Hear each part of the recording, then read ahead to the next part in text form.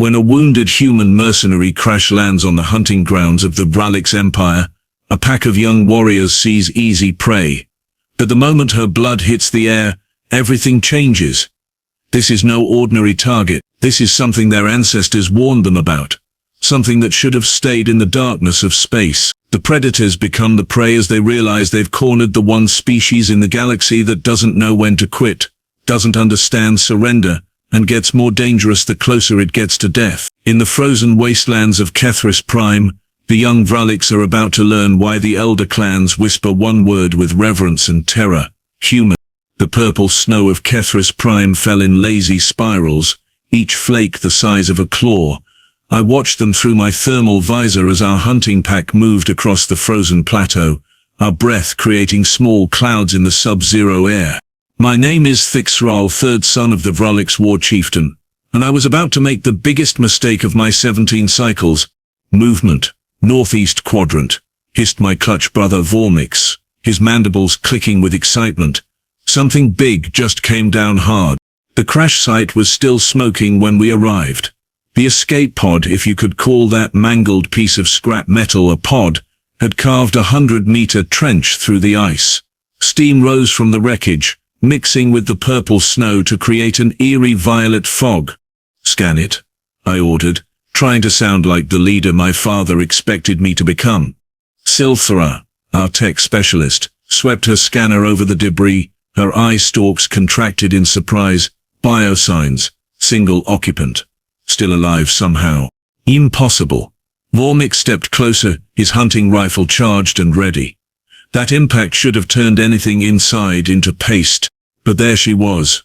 The human female crawled from the wreckage like some kind of nightmare emerging from a wound in reality.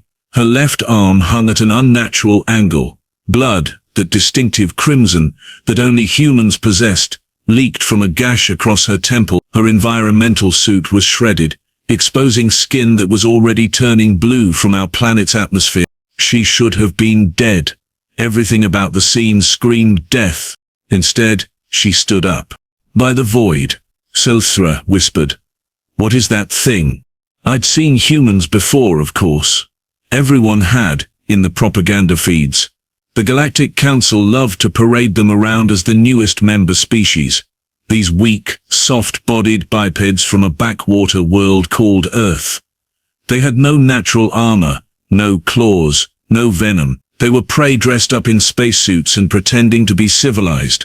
This one looked different. Her hair, matted with blood and ice, hung in dark strands around a face that somehow managed to be both delicate and absolutely terrifying. Her eyes, those bizarre forward-facing predator eyes, scanned our group with cold calculation. "Vrallix hunters," she said, her voice rough but steady. Her translator unit was damaged, making her words crackle with static. "Should have guessed. You boys looking for trouble." Vrallix laughed, that barking sound our species made when we thought something was amusing. "It talks. The little prey thing talks." "7 of us," I said, stepping forward with my plasma spear leveled at her chest. "One of you. Wounded. Dying. Surrender and we'll make it quick." She smiled. Actually smiled. "Quick, kid." I was in the middle of a hyperspace chase with 6 Krell warships when my ship decided to throw a tantrum. I've had 17 broken bones, 3 concussions, and a really bad day. You think 7 oversized lizards with pointy sticks are going to make this worse? That's when the wind shifted. Her blood, carried on the frigid breeze, hit us all at once. The scent was wrong. All wrong. It wasn't the sweet, copper smell of prey blood. It was something else entirely. Something that made the predator part of my brain. The part that had kept my species alive for 10,000 generations, suddenly screamed danger. Korvesh, the youngest of our pack, actually whimpered. His hunting claws retracted involuntarily. "Theaxril," he whispered, his voice shaking. "That scent. I know that scent." "It's just blood," I snapped, but my own claws were trembling. "No." Silthra's scanner clattered to the ground, her voice dropped to a reverent whisper. "Oh, ancestors forgive us." That's Apex. The word hit us like a physical blow. Apex. The old stories, the ones the elders told around the warfires. The tales of a species that didn't evolve to fit their world, that bent their world to fit them. The myths about creatures that turned every disadvantage into a weapon, that hunted in packs across continents, that never stopped, never quit, never gave up. The humans weren't prey. They were the thing that made prey out of everything else. The female, still bleeding, still broken, tilted her head and studied us with those terrible forward-facing eyes. Apex? Yeah, I've heard that one before. You guys finally figured it out, huh? She took a step toward us. 7 trained Vrallix warriors, each standing over 2 meters tall, each equipped with advanced weapons, each a proven killer, stepped back. Here's how this is going to work, she continued, her voice dropping to something between a growl and a purr. I need medical supplies, I need shelter, and I need a way off this frozen hell of a planet. You're going to help me get all 3. Or what? Vrallix tried to sound brave, but his voice cracked halfway through. Her smile widened. Or I'm going to show you why my species spent 10,000 years climbing to the top of the food chain on a death world where everything, and I mean everything, was trying to kill us. She raised her good arm. In her hand was a small device that definitely hadn't been there a moment ago. Plasma grenade. Siltra breathed. She pulled it while we were talking. Fast little thing, aren't I? The human's thumb hovered over the activation stud. Now we can do this the easy way, or we can all die in a really spectacular explosion. Your choice, boys. What's it going to be? I looked at my pack, saw the fear in their eyes, smelled it in their scent. We were hunters, yes. Warriors, certainly. But we weren't stupid. Lower your weapons, I said quietly, never taking my eyes off the human. Fixrel, we can't just... Vrallix started. I said lower them. The plasma grenade in her hand wasn't even armed. I could see the inactive status light from where I stood. She was bluffing, running on pure audacity, and the hope that we wouldn't call it. The terrifying part? It was working. She noticed my stare and glanced down at the grenade. For half a second, something flickered across her face. Then that predator smile returned, sharper than before. Smart kid, she said, and tossed the grenade aside. It landed in the snow with a soft thump, completely harmless. Most species would have panicked and started shooting. You actually looked. You were bluffing. My mandibles clicked in what might have been respect or might have been fury, probably both. Welcome to humanity. She swayed slightly, and I realized she was barely staying upright. We bluff, we lie, we cheat, and we absolutely refuse to die when we're supposed to. It's kind of our thing. Then she collapsed. Silthera caught her before she hit the ground, all 4 arms working to support the human's weight. She's going into shock. Temperature exposure, blood loss, probable internal injuries. If we don't get her stabilized in the next cycle, she's dead. Good, Vrallix muttered. Let the apex predator freeze. But I was already moving toward them, pulling emergency medical foam from my pack. My father's words echoed in my head. A true warrior knows when to fight and when to think. We take her to the outpost, I said. Are you insane? Korvesh's eye stalks swiveled in agitation. The council will execute us for harboring a... The council will execute us anyway, when they find out we let a council species member die on our hunting grounds. I sprayed the foam over her wounds, watching it harden and seal. Treaties. Remember, the humans have protection agreements with half the galaxy now. It was a convenient lie, but it worked. The pack fell in line, helping me construct an emergency stretcher from our equipment. The human drifted in and out of consciousness as we carried her across the ice fields. When she was awake, she talked. Ancestors help me. She never stopped talking. You know what's funny? She mumbled, her words slurring. 6 months ago I was teaching kindergarten on Mars Colony 7. Little kids, finger painting, snack time, the whole deal. Then the Krell decided humans made good slaves and raided the colony. Silthera adjusted her grip on the stretcher. What happened?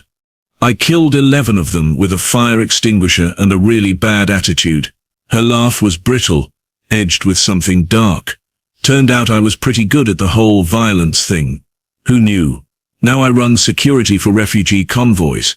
Today's convoy was carrying 2,000 civilians, mostly human, some mixed species, all running from the Krell expansion. 2,000? I felt my blood chill. Where are they now?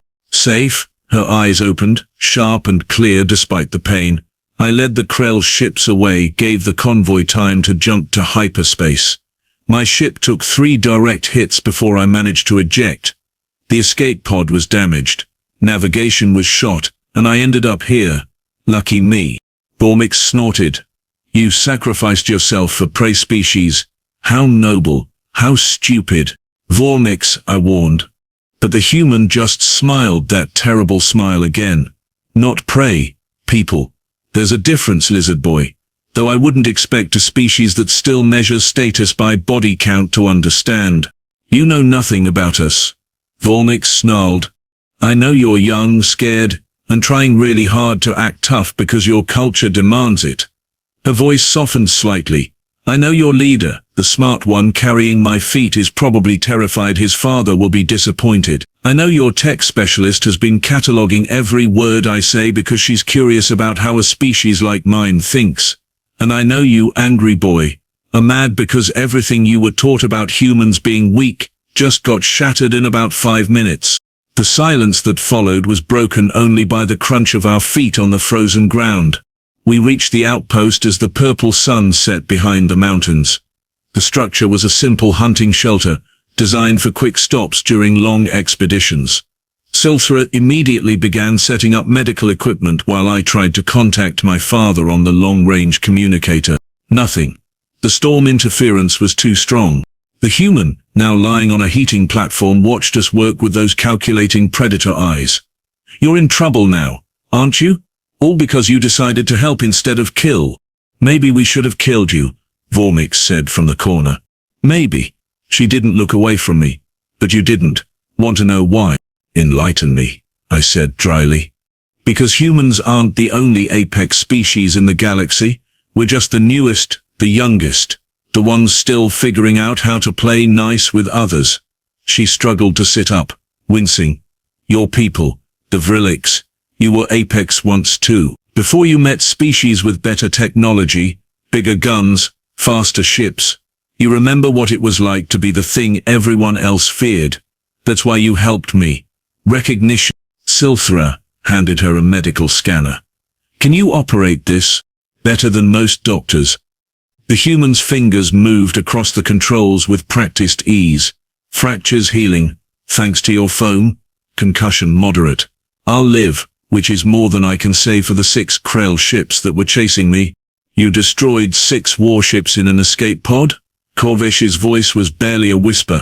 No, I outmaneuvered them into firing on each other, then dropped an antimatter mine in their flight path while they were busy being confused.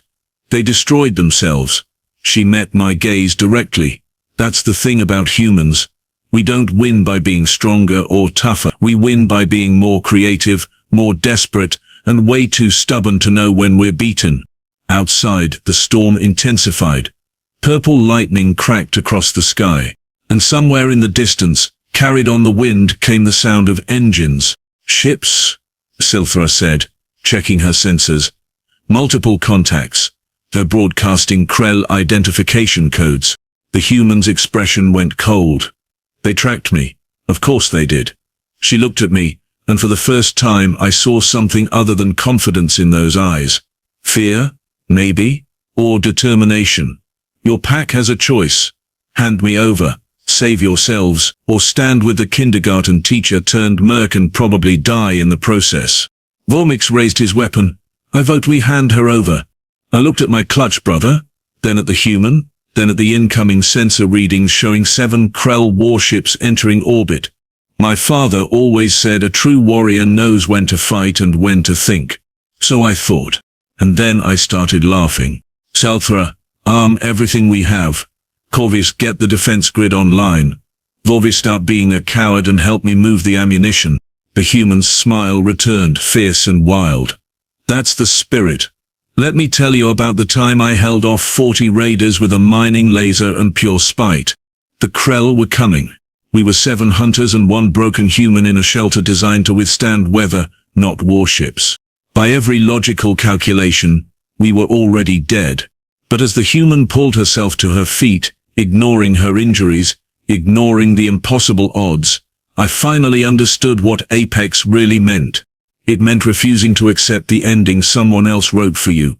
Outside, the first Krell dropships began their descent through the purple snow. Inside, 8 warriors prepared to teach them why you never ever corner something with nothing left to lose.